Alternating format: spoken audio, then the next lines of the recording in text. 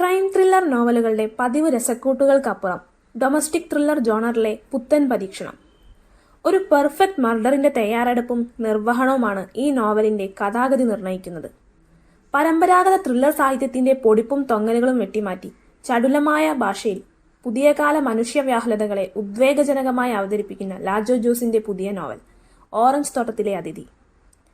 Crime fiction എന്നാൽ കുറ്റാന്വേഷണ സാഹിത്യം അഥവാ ഡിറ്റക്റ്റീവ് ഫിക്ഷൻ മാത്രമാണ് എന്നൊരു തെറ്റായ ധാരണ നമ്മിൽ പലർക്കുമുണ്ട്. അതിനാൽ തന്നെ ക്രൈം ഫിക്ഷനെക്കുറിച്ചും അതിന്റെ ഉപവിഭാഗങ്ങളെക്കുറിച്ചും എഴുത്തുകാരൻ വളരെ വ്യക്തമായി ആമുഖത്തിൽ പറഞ്ഞു തരുന്നു.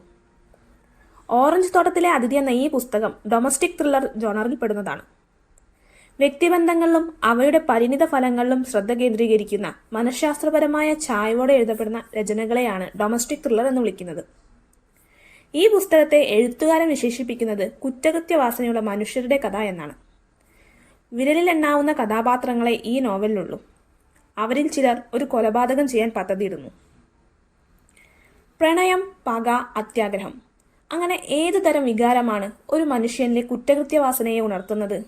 ഇനി ഈ വികാരങ്ങളെല്ലാം ഒരുപോലെ അതിനു കാരണമാകുന്നുണ്ടോ? അത് നിങ്ങൾ ഈ നോവൽ വായിച്ചു തന്നെ അറിയണം. വിവേക്, അനുപമ, ജോഷ എന്നീ പ്രധാന കഥാപാത്രങ്ങളുടെ കണ്ണിലൂടെ അവരുടെ ജീവിതകഥ പറഞ്ഞു പോകുമ്പോൾ ഓരോ താളിലും നിഗൂഢത ഒളിപ്പിക്കാൻ എഴുത്തുകാരന് സാധിച്ചിരിക്കുന്നു. അതുകൊണ്ട് തന്നെ താളുകൾ മറയുന്നതിനനുസരിച്ച് വായനക്കാരനിൽ ആകാംക്ഷയും വർദ്ധിക്കുന്നു.